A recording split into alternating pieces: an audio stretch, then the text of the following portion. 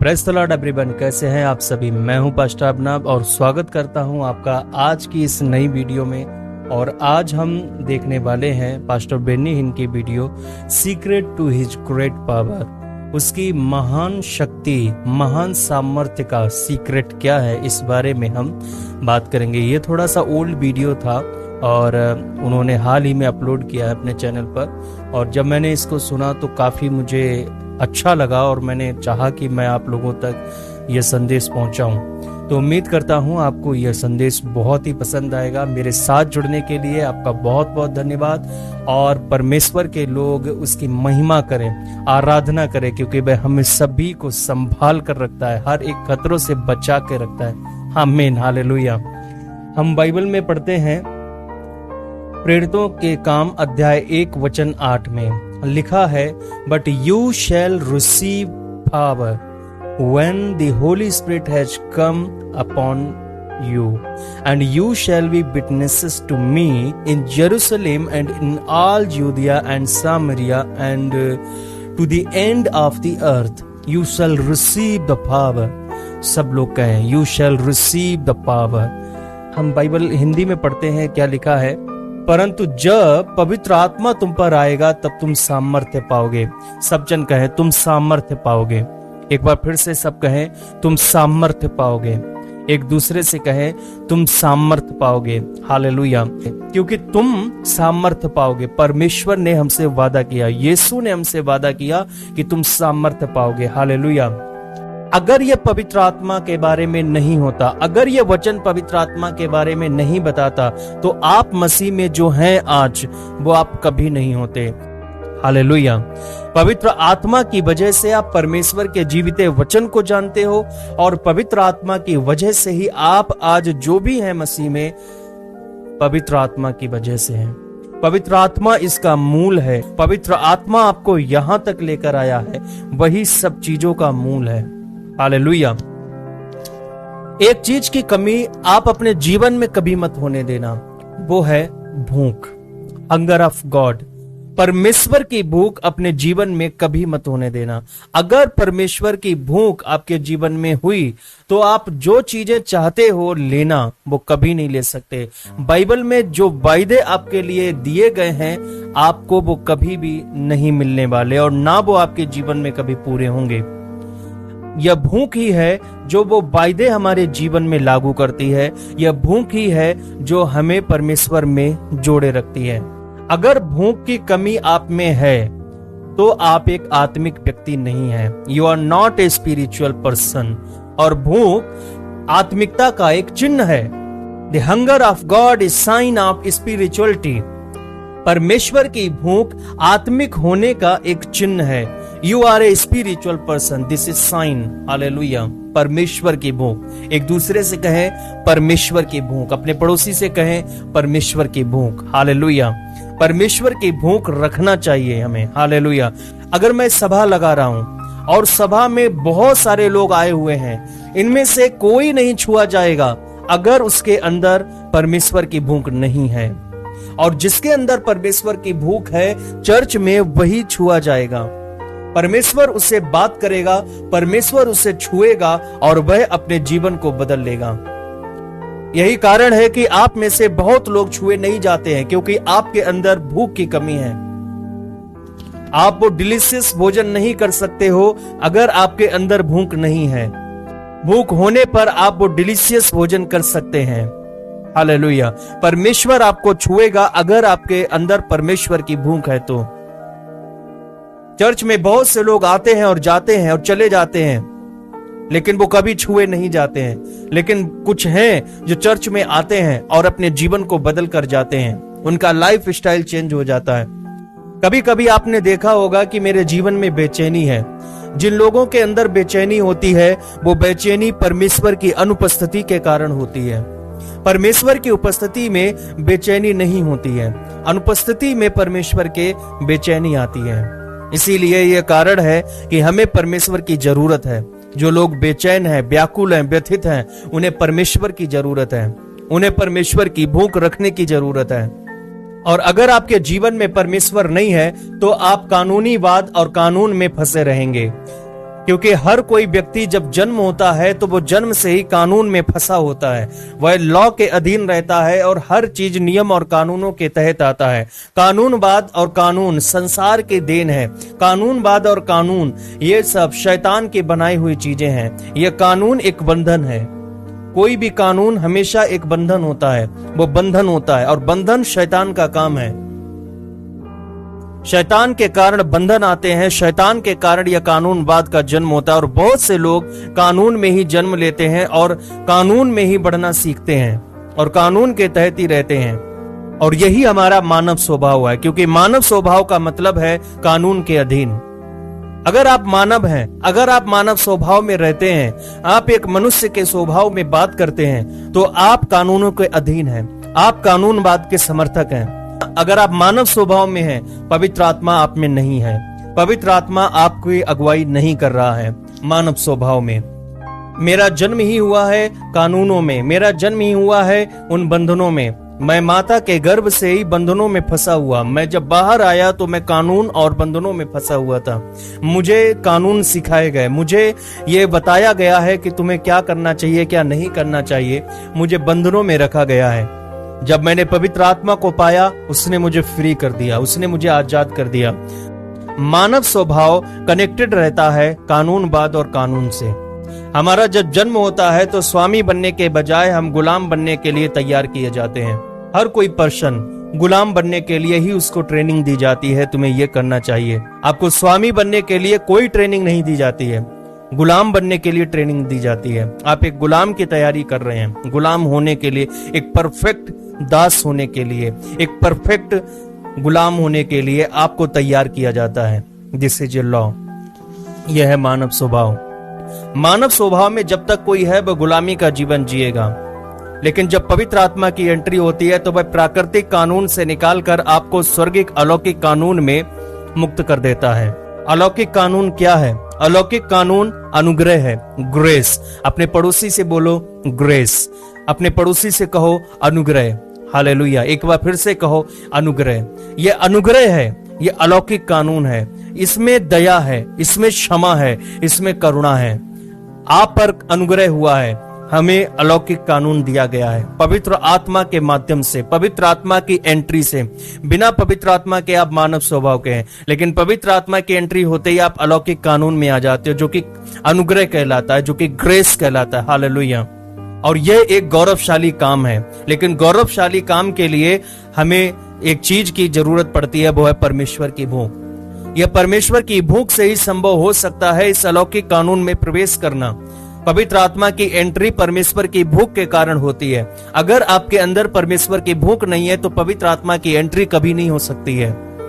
पवित्र आत्मा की एंट्री होने से ही आप उन बंधनों को तोड़ पाते हैं, आप उनसे मुक्त हो पाते हैं और आप एक कानूनवाद से निकलकर आप स्वर्गिक अलौकिक कानून में चले जाते हैं, जो कि अनुग्रह कहलाता है। यह पवित्र आत्मा का कार्य है। परमेश्वर की भूख ही हमें परमेश्वर से जोड़ सकती है और कोई रास्ता नहीं है कि परमेश्वर से हम कनेक्ट हो जाएं। बाइबल में हम पढ़ते हैं 10 दिन के बाद। यहाँ पर जो वचन दिया गया है, जब प्रेरितों के काम अध्याय 1 वचन आगे हम पढ़ेंगे तो लिखा है कि 10 दिनों के बाद। ये 10 नंबर बहुत इंपॉर्टेंट रहता है, क्योंकि लिखा है कि 40 दिनों के बाद वह भीतर थे और प्रार्थना कर रहे थे और 10 दिनों के बाद उन पर पवित्र आत्मा उतरा। ये 10 नंबर बहुत इंपॉर्टेंट। आप जो भी करोगे वो 10 की गिनती में होगा। आपको 10 की गिनती में आपको रिजल्ट दिखाई देंगे। ये 10 सेकंड हो सकते हैं, 10 दिन हो सकते हैं, 10 वर्ष हो सकते हैं। और मोस्टली देखा जाता है कोई भी अगर वर्क आपके लाइफ में होता है तो 10 साल बाद आपके जीवन को बदल रहा होता है। आज आप जो कुछ भी कर रहे हैं, आज आपने जो कुछ भी बोया, आपकी सेवा, आपका हर एक वर्क 10 साल बाद दिखाई देगा, वो पेड़ बनकर तैयार होगा। क्योंकि अगर कोई वृक्ष तैयार होता है तो उसमें समय लगता है और इंतजार करते हैं हम लोग कि उसमें फल आएगा और वह बड़ा वृक्ष बनेगा। और 10 साल बाद आप देखोगे, आप जंगल काटोगे। अगर आपने ऊंट कटारे बोए हैं तो ऊंट कटारों का जंगल आप पाओगे। अगर आपने अच्छे पेड़ लगाए हैं तो आप अच्छे पेड़ों का जंगल पाओगे, लेकिन 10 साल बाद आपको दिखाई देगा। इमेजिन करो कि मैं आज जो सेवा कर रहा हूं, 10 साल बाद इसकी स्थिति कैसी होगी। मैं सोचता हूं कि 10 साल बाद कितना बदलाव हो जाएगा। मैं आज यहां पर हूं तो आगे 10 साल बाद परमेश्वर मुझे कहां खड़ा करेगा। मैं ये सोचता हूं, आप कभी इमेजिन करके देखिए, आज आप लोगों से बात कर रहा हूं, 10 साल बाद मैं किस रीत से और कहां पर बात करूंगा मैं नहीं जानता। परमेश्वर मुझसे क्या कराएगा, क्योंकि मैंने जो कुछ भी सेवा की है 10 साल बाद इसका रिजल्ट जरूर दिखाई देगा। यदि सेवा अच्छी नहीं तो रिजल्ट अच्छा नहीं, सेवा अच्छी तो रिजल्ट अच्छा। मुझे चिंता नहीं, मुझे परवाह नहीं। अगर आपके अंदर परमेश्वर की भूख है तो आप परमेश्वर के दर्शन करोगे, लेकिन अगर आपके अंदर परमेश्वर की भूख नहीं है तो आप परमेश्वर के दर्शन कभी नहीं करने पाओगे। और जिसने परमेश्वर के दर्शन नहीं किए, और प्रकाशित वाक्य में हम पाते हैं कि जो परमेश्वर का मुख नहीं देख पाया, जो दर्शन नहीं कर पाया, इसका मतलब वह नरक का हकदार है, वह नरक भेजा जाएगा, उसको नरक मिलेगा। इसीलिए परमेश्वर की भूख रखना जरूरी है, अगर यह नहीं तो कुछ भी नहीं। इसीलिए दर्शन करना परमेश्वर के बहुत जरूरी है, और दर्शन हम तब कर पाएंगे जब हम उसकी भूख रखेंगे।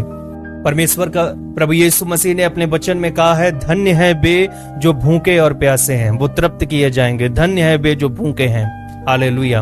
उसने कहा ब्लेस्ड, धन्य यानी कि ब्लेस्ड, यानी कि वो आशीषित है जो भूखा है, वो आशीषित है, उसका हर एक काम आशीषित है जो भूखा है। परमेश्वर उसे आशीष देगा। आप मुझे बताओ कि आपका ईश्वर कौन है, गॉड या फिर डेविल? गॉड यानी कि परमेश्वर का भूख, डेविल यानी कि शैतान। शैतान अगर आपका ईश्वर है तो कोई भूख नहीं होगी आपको, लेकिन अगर परमेश्वर यीशु आपका परमेश्वर है तो फिर आपको भूख होगी परमेश्वर की। यह शाइन है, यह चिन्ह है कि आपका परमेश्वर कौन है, आपने किसको अपने जीवन में जगह दे रखी है। जिसके अंदर परमेश्वर का भूख नहीं उसका ईश्वर डेविल, और जिसके अंदर परमेश्वर की भूख भाई यीशु का है। हालेलुया। ये इंपॉर्टेंट है, यही पवित्र शास्त्र है और यही हमें बताता है। याद रखना, परमेश्वर कभी भी आपकी भूख मिटाकर आपको सेटिस्फेक्शन नहीं देगा। परमेश्वर चाहता है कि आपको परमेश्वर की भूख हो, और यह भूख तब तक रहेगी जब तक आप उसके दर्शन नहीं कर लेते हैं स्वर्ग में। हालेलुया। जब हम परमेश्वर को आमने सामने देख लेंगे तब हम तृप्त हो जाएंगे। परमेश्वर हमें तृप्ति प्रदान करेगा, लेकिन उससे पहले हमें सेटिस्फेक्शन नहीं देगा। कहीं ऐसा ना हो कि हमारा पेट भर जाए और मैं भूल जाऊं। आप व्यवस्था विवरण में पढ़ेंगे, लिखा है कहीं ऐसा ना हो कि तुम्हारा पेट भरे और तुम खाकर तृप्त हो जाओ और फिर वहां पर अन्य देवी देवताओं की आराधना करने लग जाओ और उसे भूल जाओ जिसने तुम्हें तृप्त किया है। परमेश्वर की भूख बढ़ती रहती है। जब तक यह भूख बढ़ती रहती है आप अधिक से अधिक उसकी ओर लालायित होते रहोगे, और पवित्र आत्मा इसी बीच कार्य करेगा और आपको बदल कर रख देगा और हर एक काम आपका ब्लेस्ड हो जाएगा। परमेश्वर ने कहा कि प्रार्थना करो, यीशु ने कहा प्रार्थना करो। मैं प्रार्थना करता हूं क्योंकि मैं दोषी हूं? No no no. मैं प्रार्थना करता हूं क्योंकि मैं भूखा हूं। मैं वचन पढ़ता हूं क्योंकि मैं दोषी हूं? No no no. मैं वचन पढ़ता हूं क्योंकि मैं उसके वचन का भूखा हूं। हालेलुया। मैं उसको जानना चाहता हूं। मैं बाइबल इसलिए पढ़ता हूं, मैं उसे जानना चाहता हूं। कई लोग प्रार्थना करते हैं सिर्फ ये सिद्ध करने के लिए कि हाँ परमेश्वर मैं ये काम कर सकता हूं, मैं ये कर सकता हूं, मैं प्रार्थना करता हूं, मुझे प्रार्थना करनी चाहिए, ये कानून है। जब आप कहते हो प्रार्थना करनी चाहिए, ये कानून है, लेकिन जब आप कहोगे कि मुझे प्रार्थना करना पड़ता है क्योंकि मैं भूखा हूं, मुझे प्रार्थना करना पड़ता है, तो वो भूख है। लेकिन प्रार्थना करनी चाहिए, ये फिर लॉ है। प्राकृतिक व्यक्ति लॉ यानी कि कानून द्वारा खींचा जाता है, लेकिन आध्यात्मिक व्यक्ति परमेश्वर की भूख द्वारा खींचा जाता है। अगर मेरे अंदर, मेरे दिल में भूख है तो यह साबित करता है कि मुझ में पवित्र आत्मा है। अगर मैं परमेश्वर की भूख रखता हूं तो यह साबित करता है कि मेरे अंदर पवित्र आत्मा है। लेकिन जिस दिन मेरे अंदर यह भूख नहीं होगी तो यह सिद्ध हो जाएगा कि पवित्र आत्मा मुझसे दूर चला गया है। शैतान हमें बंधनों में लाकर रखता है। शैतान चाहता है कि हम बंधनों में रहें। शैतान ने बंधनों को जन्म दिया है, लेकिन यीशु मसीह ने अनुग्रह को जन्म दिया है। उसने ग्रेस को जन्माया है, उसने हमारे जीवन में अनुग्रह किया है, उसने अनुग्रह हमें दिया है। यीशु मसीह ने अनुग्रह को जन्म दिया। हालेलुया। प्रभु का वचन कहता है यू शैल रिसीव पावर, तुम पवित्र आत्मा पाओगे, तुम सामर्थ्य पाओगे। हालेलुया।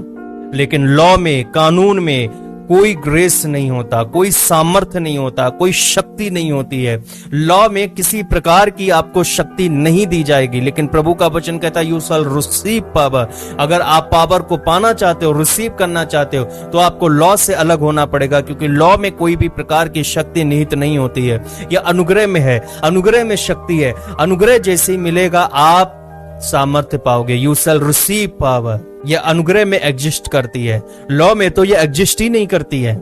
कुछ सोचते हैं कि मुझे प्रार्थना करनी चाहिए क्योंकि यह ईश्वर ने कहा है, इसका मतलब ये एक लॉ है। ईश्वर ने कहा है, इसका मतलब ये लॉ है और हमें यह करना चाहिए। मैं प्रार्थना करता हूं ताकि ईश्वर मेरे सामने खुद को साबित कर सके। मैं प्रार्थना करता हूं उससे बात करने के लिए नहीं, मैं प्रार्थना करता हूं ईश्वर मुझसे बात करे आकर। इसलिए मैं प्रार्थना करता हूं उससे प्रभावित होने के लिए नहीं, मैं प्रार्थना करता हूं उससे विस्मित होने के लिए। जब मैं प्रार्थना करूंगा मैं विस्मित हो जाऊंगा। वाह, उसकी हर एक चीज को मैं अवलोकन कर पाऊंगा। वाह, भाई मुझे छू लेगा, भाई मैं विस्मित हो जाऊंगा, मैं विस्मय में होगा, क्योंकि परमेश्वर की सामर्थ अलौकिक है। हालेलुया। मैं प्रभावित होने के लिए नहीं जाता हूं, मैं विस्मित, उससे विस्मित हो सकूं। मैं उसको प्रभावित करने के लिए नहीं जाता। मैं बाइबल पढ़ता हूं क्योंकि मुझे पासवानों ने बताया है, मुझे प्रभु ने कहा है पवित्र वचन पढ़ना चाहिए। नहीं, मैं वचन पढ़ता हूं उसको जानने के लिए, अपने परमेश्वर को जानने के लिए, अपने मुक्तिदाता, अपने ईश्वर को जानने के लिए, जिसने मुझे छुड़ाया, उसके प्रेम को जानने के लिए, उसके वचन, उसकी बातों को सीखने के लिए, समझने के लिए मैं वचन को पढ़ता हूं। ये मेरी भूख है। जब भी आप बाइबल पढ़ें तो पवित्र आत्मा के सामर्थ्य में होकर बाइबल को पढ़ें। अगर आप बाइबल साधारण पढ़ेंगे, मानव स्वभाव में पढ़ेंगे, आप 1 घंटा 2 घंटा बाइबल को पढ़ेंगे और आप रख देंगे, आपको नहीं मिलेगा, कुछ भी आपको टच नहीं करेगा। अगर आप पवित्र आत्मा की सामर्थ्य में भरकर बाइबल को पढ़ेंगे, आप उसकी मदद मांगेंगे और कहेंगे कि प्रभु मैं वचन को पढ़ूंगा और समझने में मेरी सहायता करना और मेरी भूख को और बढ़ाना, और मैं तुझे जानना चाहता हूं और प्रभु तू रिवलेशन देना अपने वचन से। प्रभु अपने वचनों को रिवील करना और उसमें से प्रकाशन मुझे देना। मैं सीखना चाहता हूं, तेरे बारे में जानना चाहता हूं। तब जब आप बाइबल पढ़ेंगे, परमेश्वर आपके सामने एक एक पॉइंट को रिवील करेगा और आप हैरान हो जाओगे। आप एक चैप्टर ना जाने कितने टाइम में आप कंप्लीट कर पाओगे, क्योंकि परमेश्वर आपको बहुतायत का प्रकाशन ही देता रहेगा। क्योंकि बाइबल बहुत है, उसके पेज नंबर्स मत देखो कि इस पेज नंबर्स में इतना पेज दे रखा है और इतने दिनों में पढ़ लूंगा। नो, परमेश्वर आपको इतना रिवलेशन देगा कि आप एक चैप्टर ही बहुत दिनों में खत्म कर पाएंगे। आप जब भी बाइबल को पढ़े तो पवित्र आत्मा से भरकर बाइबल को पढ़ें। प्रेरितों के काम अध्याय 4 वचन 33 में क्या लिखा है, मैं देखता हूं। लिखा है, प्रेरित बड़ी सामर्थ्य से प्रभु यीशु के जी उठने की गवाही देते रहे और उन सब पर बड़ा अनुग्रह था। प्रभु यीशु के जी उठने की वो गवाही देते रहे विद ग्रेट पावर। सब लोग कहें विद ग्रेट पावर, बड़ी सामर्थ्य के साथ। एक दूसरे से कहो बड़ी सामर्थ्य के साथ। Hallelujah. Great power, great grace upon them. Hallelujah. उन पर बड़ा अनुग्रह था, आप पर भी बड़ा अनुग्रह होगा जब आप परमेश्वर की भूख रखोगे। अब मैं अनुग्रह के बारे में कुछ बताना चाहता हूं। बाइबल कहती है कि परमेश्वर की 7 आत्माएं हैं। हम जानते हैं कि परमेश्वर की आत्मा पवित्र आत्मा कहलाती है। तो क्या इसका मतलब कि 7 पवित्र आत्माएं हैं? नहीं, ये 7 पवित्र आत्माएं नहीं, यह परमेश्वर की 7 अभिव्यक्तियां हैं, मैनिफेस्टेशंस हैं, ये 7 रिवलेशंस हैं। और ये 7 नंबर परिपूर्णता को बताता है, द नंबर ऑफ परफेक्शन। यह परिपूर्णता के बारे में बात करता है। यह 7 पवित्र आत्मा के बारे में नहीं, यह बल्कि 7 मैनिफेस्टेशन के बारे में, यानी कि 7 रिवलेशन के बारे में, 7 अभिव्यक्तियों के बारे में बताता है। 7 नंबर से हमें पता चलता है कि पवित्र आत्मा के द्वारा सारे कार्य पूर्णता तक पहुंचते हैं। वो परफेक्ट है और वो सारे कार्य को पूर्ण बनाता है, वो अधूरा नहीं छोड़ता है, सारे काम को वो पूर्ण करके जाता है। अब मैं प्रकाशित वाक्य में जाऊंगा और प्रकाशित वाक्य अध्याय 4 को पढ़ूंगा, जिसमें वचन नंबर 5 है और लिखा है इसमें, उस सिंहासन में से बिजलियां और गर्जन निकलते हैं और सिंहासन के सामने आग के 7 दीपक जल रहे हैं। वे परमेश्वर की 7 आत्माएं हैं। यहां पर पवित्र आत्मा ठीक सेंटर में है और ये 7 दीपक, इनसे होकर गए बिना आप वहां तक नहीं पहुंच सकते हैं। आपको ये 7 दीपकों से होकर जाना पड़ेगा, 7 मैनिफेस्टेशन से होकर जाना पड़ेगा, 7 अभिव्यक्तियों से होकर जाना पड़ेगा, लेकिन हम इसे स्टेप बाय स्टेप कर सकते हैं। रेवलेशन 5:6 लिखा है, तब मैंने उस सिंहासन और चारों प्राणियों और उन प्राचीनों के बीच में मानो एक बध किया हुआ मेमना खड़ा देखा। उसके 7 सींग और 7 आंखें थीं। यह परमेश्वर की 7 आत्माएं हैं जो सारी पृथ्वी पर भेजी गई हैं। आमीन, हालेलुया।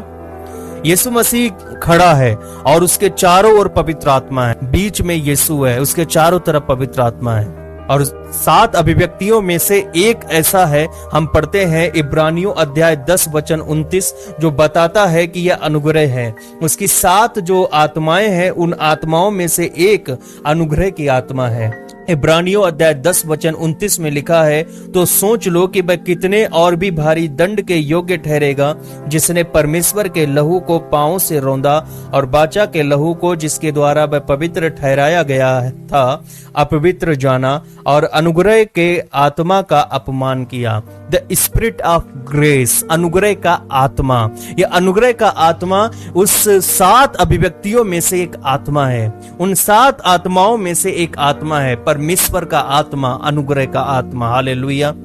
यीशु मसीह के पास बिना माप का पवित्र आत्मा है और हम स्टेप बाय स्टेप इन्हें पा सकते हैं। अनुग्रह, यह अनुग्रह का आत्मा कानून के जस्ट विपरीत है। यह बिल्कुल अपोजिट है, यह बिल्कुल अलग है। यह कानून से बिल्कुल अलग है। अनुग्रह कानून से भिन्न रहता है, कभी भी यह संबंधित नहीं हो सकता है। अगर कोई नियम है, कोई ऐसा नियम है जिसे करने से हमें यह प्राप्त होगा, तो वो अनुग्रह नहीं रहता है। अनुग्रह यानी कि दया, बिना कोई वर्क, बिना कोई एक्ट, उसको अनुग्रह बोलते हैं। अनुग्रह एक व्यक्तित्व है, एक पर्सनालिटी है, जिसे हम पवित्र आत्मा कहते हैं, होली स्पिरिट कहते हैं। हालेलुया। अनुग्रह पिता का एक जन है, अनुग्रह पुत्र का एक जन है, अनुग्रह पवित्र आत्मा का एक जन है। हालेलुया। और अनुग्रह ही है जो बताता है कि स्वर्ग का ईश्वर कौन है। वह महान महाराजा धीराज है, वही स्वर्ग का ईश्वर है। अनुग्रह यह घोषित करता है। हालेलुया।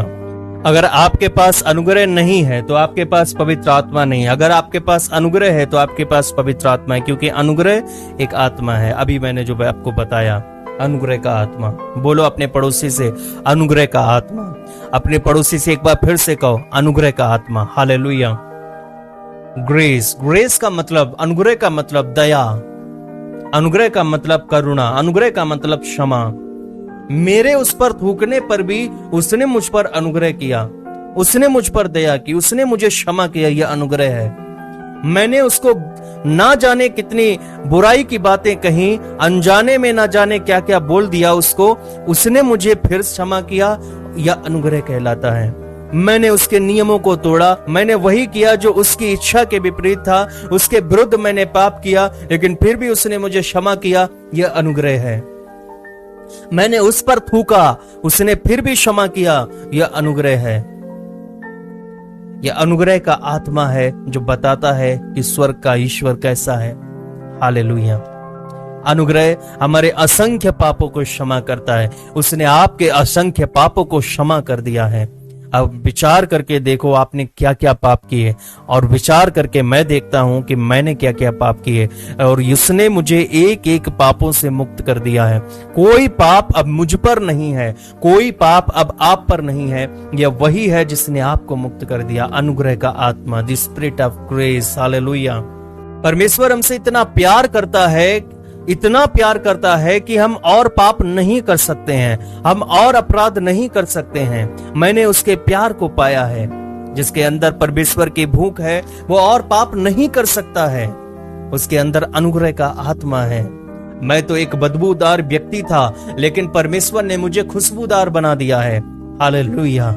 अपने आप से कुछ भी करने की कोशिश मत करो। बहुत से लोग ट्राई करते हैं अपने आप करने के लिए। अगर आप अपने आप करोगे तो शर्मिंदा होगे। आप किसी भी क्षेत्र में जाओगे शर्मिंदा होगे, अगर अपने बल पर, अपने दम पर कुछ करना चाहते हैं। क्योंकि प्रभु का वचन कहता है, ना तो बल से न शक्ति से, पर उसकी आत्मा के द्वारा यह होगा, उसके अनुग्रह के द्वारा आप पर होगा। वहां पर यह वचन अनुग्रह के बारे में बात करता है, अनुग्रह के आत्मा के बारे में बताता है। ना तो बल से न शक्ति से, पर अनुग्रह के आत्मा के द्वारा तुम यह काम कर सकते हो, तुमसे होगा यह काम। हालेलुया। अपनी दम पर कुछ मत करो, अपने प्रभु पर, अपने उस पवित्र आत्मा पर विश्वास करो जो तुम्हें दिया गया है। हालेलुया। उसे करने दो।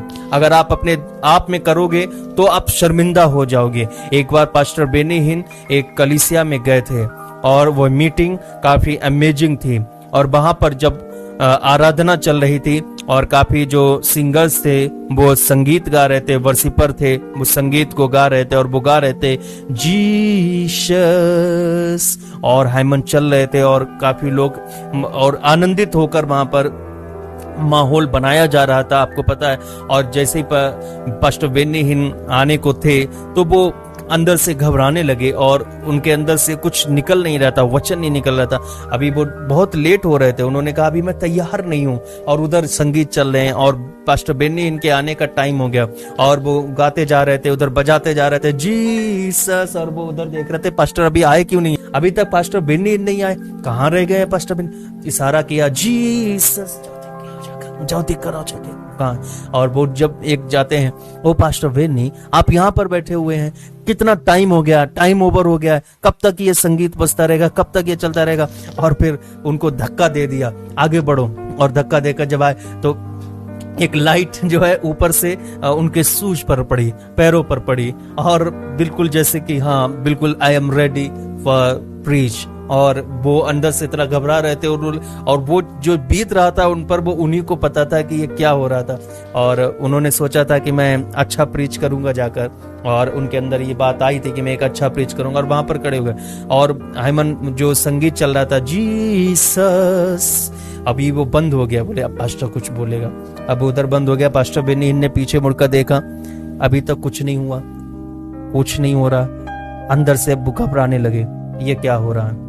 और उनके अब वो उधर देख रहे, कुछ गाओ, थोड़ी देर गाओ। उन्होंने फिर वो इशारा करे, गा तो लिए थोड़ी देर, और कितना गाएं, अभी प्रीच करो थोड़ा सा। और वो गाने की कोशिश कर रहे हैं। उन्होंने कहा चलो मैं ही गाता हूँ जीसस। वो टाइम बस स्पेंड कर रहे थे कि कैसे भी करके टाइम कटे, जीसस। जैसे तैसे थोड़ा बहुत उन्होंने बोला तो बोला होगा, लेकिन उसके बाद मीटिंग समाप्त की। होटल पर गए, और होटल पर जाने के बाद उन्होंने घुटने टेके और बहुत ही ज्यादा उन्होंने विनती की, भीख मांगी परमेश्वर के सामने कि परमेश्वर ऐसा ना कर, मेरा पिता ऐसा ना कर। और फिर उसकी प्रार्थना का कोई उत्तर नहीं मिला, कोई कुछ उत्तर ही नहीं मिला। उन्होंने कहा ये क्या हो गया, ये सब हो क्या गया। लेकिन लास्ट में एट लास्ट मोमेंट उन्होंने फिर हार मान ली परमेश्वर के सामने। उसने कहा हे परमेश्वर, अब मैं कुछ नहीं कर सकता, अब जो कुछ करेगा तू करेगा, मैं हार मानता हूं, मैं कुछ नहीं, मैं अपने आप में कुछ नहीं, अब तू कर, मुझसे कुछ नहीं होने वाला प्रभु। और उसी क्षण उन्हें अभिषेक मिल गया, उसी क्षण उन्हें पवित्र आत्मा प्राप्त हुआ, और उसी क्षण वो एकदम भर गए, उस अभिषेक से भर गए। उन्होंने महसूस किया एनॉइंटिंग को। और जब वो फिर प्रीच करने के लिए गए, अमेजिंग, वहां पर कई लोग बदले गए, उनके जीवन को बदल दिया गया। एक अमेजिंग मीटिंग हुई, सेरेमन हुआ, अमेजिंग प्रीचिंग हुई, और सब कुछ बदला, बहुत चंगाइयां हुई वहां पर, अद्भुत रीति से पवित्र आत्मा भर गया था। हालेलुया। ये होता है जब हम परमेश्वर का साथ मांगते हैं, पवित्र आत्मा को ये सब कुछ करने देते हैं, तो हम जीत जाएंगे। लेकिन अपने दम पर कुछ करोगे तो हार जाओगे, शर्मिंदा होगे। हालेलुया। इसलिए प्रार्थना मत करो कि तुम प्रीच कर सको, तुम किसी को वचन बता सको, बल्कि इसलिए प्रार्थना करो तुम जीवित रह सको, तुम सांस ले सको। हालेलुया। मुझे प्रार्थना करनी चाहिए क्योंकि ये मेरी सेवा है, ये मेरा दायित्व है? नो, मैं प्रार्थना करूंगा क्योंकि मैं हंगरी हूं, मैं भूखा हूं, मुझे प्रार्थना करना है।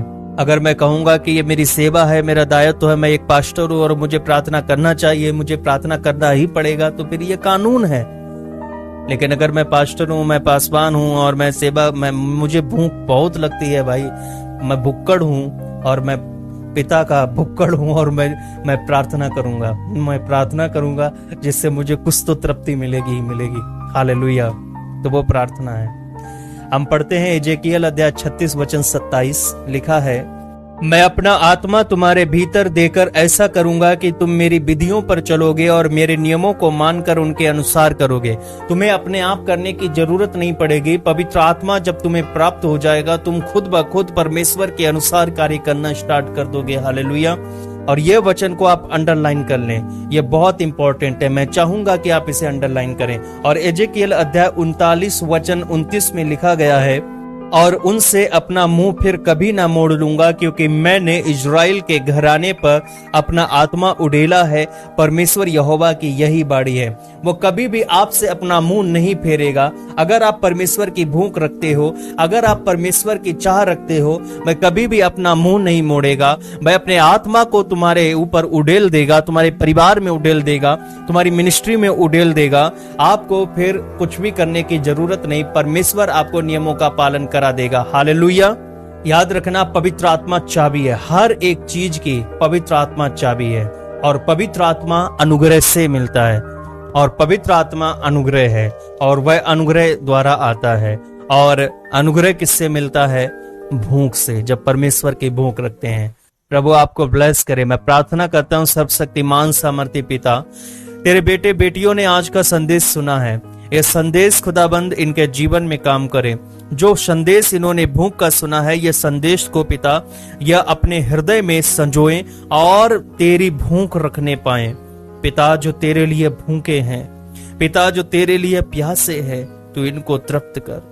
पिता, इनकी सहायता कर, इन्हें वचन के प्रति, इन्हें प्रार्थना के प्रति और सजग बना दे। पिता, ये जागृत हो पाए। मैंने आज तेरे वचन को इन तक पहुंचा दिया है, तेरे दास द्वारा कहे गए वचन को मैंने इन तक पहुंचा दिया है। प्रभु, इन्हें आशीषित कर, इन्हें छू के प्रभु चंगाई प्रदान कर पिता। और प्रभु, इनके अंदर रियल जो तेरा मकसद है, जो जिस कारण के लिए बुलाए गए हैं पिता, ये करने पाए, इनकी तू सहायता कर। प्रभु, जो सांसारिक वस्तुओं का जो जरूरतें पड़ती हैं, इनके जीवन में रहती हैं, उन जरूरतों को तू पूरा कर। तेरे हाथों में मैं सौंपता हूं पिता, इन जरूरतों को तू पूरा कर दे। इन्हें भीख मांगने ना दे प्रभु, तू इनके साथ रहे। या अपने आप से कुछ नहीं कर सकते हैं पिता, सब कहें मैं अपने आप से प्रभु कुछ नहीं कर सकता। मेरे परिवार की देख रेख का प्रभु तू ही कर। मैं थक गया हूं अपने फाइनेंस को ठीक करते करते, अब मेरे फाइनेंस को तू ठीक कर। अब मैं थक गया हूं बीमारियों से लड़ते लड़ते, अब इन बीमारियों से तू ही लड़ प्रभु। मैं थक गया हूं अपने बच्चों को सुधारते सुधारते, अब बच्चों को मैं तेरे हवाले करता हूं प्रभु। मैं सब कुछ तेरे हाथों में करता हूं प्रभु। मैं हारा और तू ही मेरे जीवन में अब काम कर प्रभु। तू मुझे उठाने वाला परमेश्वर है। मैं हार गया प्रभु, तू मुझे उठा। अब तू ही मेरे जीवन में सब कुछ कर। तेरे हाथों में मैं सौंपता हूँ अपने परिवार को, और अपने से जुड़ी हर एक चीजों को तेरे हाथों में सौंपता हूँ प्रभु। तेरे बेटे बेटियां प्रभु ऐसा कर रहे हैं, इन्हें छू के प्रभु इनके जीवन में तू ऐसा ही कर।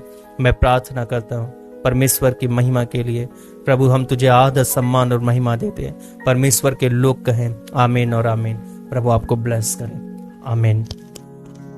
ओके, अब समय है परमेश्वर के राज्य के लिए बोने का। जो परमेश्वर के राज्य के लिए बोते हैं, उन्हें कभी किसी वस्तु की घटी नहीं होती है। आप कभी भी पीछे मत हटे। आपने अगर परमेश्वर का वचन सुना और परमेश्वर के राज्य को आप बढ़ाना चाहते हो, और आप चाहते हो कि यह वचन पूरी दुनिया में फैलता चला जाए, हमारी कलीसिया में आप जरूर बोएं। स्क्रीन पर दिए गए नंबर पर आप हमें गूगल पे कर सकते हैं, और इसी पर आप व्हाट्सएप के जरिए कोई भी जानकारी भी ले सकते हैं, और प्रभु आपको बहुतायत की आशीष देगा। कभी भी पीछे मत हटो। बोने वाले को प्रभु हमेशा ब्लेस करता है, वह बोने वाले को बीज देता है। और प्रभु का वचन कहता है दो और तुम्हें दिया जाएगा। प्रभु का वचन कहता है दबा दबा कर और हिला हिला कर पूरी की पूरी नाप दो। परमेश्वर का वचन कहता है कि दान लेने देने के विषय में भी मैं तुमसे प्रसन्न हूँ। और प्रभु का वचन कहता है कि हर्ष से देने वाले को परमेश्वर प्यार करता है। तो जो कुछ भी करो आप हर्ष के साथ में करो, और अपनी इच्छा किसी कानून के अनुसार नहीं, बल्कि तुम भूखे हो परमेश्वर के वचन के लिए, इसलिए जो कुछ भी करो तुम करो। परमेश्वर आपको ब्लेस करेगा, आपके बिजनेस को ब्लेस करेगा। परमेश्वर को अपना पार्टनर बनाओ। परमेश्वर को अपनी संपत्ति दे देकर भी प्यार करो। परमेश्वर के लिए अपनी संपत्ति को लालच मत करो। परमेश्वर आपको ब्लेस करेगा। मैं आपको इसलिए बोने के लिए कहता हूँ क्योंकि मैं मांगता हूँ। नो, मैं आपको बोने के लिए इसलिए कहता हूँ ताकि आप अपनी संपत्ति से बढ़कर परमेश्वर को प्यार कर सकें। आपका मुंह खत्म करके परमेश्वर से आपको जोड़ना, यही मेरा मकसद है। इसीलिए कभी भी पीछे मत हटो। परमेश्वर आपको देता है तो परमेश्वर के राज्य के लिए बोना सीखो। और ये सीखने के बारे में ही मैं आपको बताता हूँ, ये कानून के मुताबिक नहीं, बल्कि मैं बताता हूँ ताकि आप पढ़ो। परमेश्वर आपको ब्लेस करें। God bless you, I love you.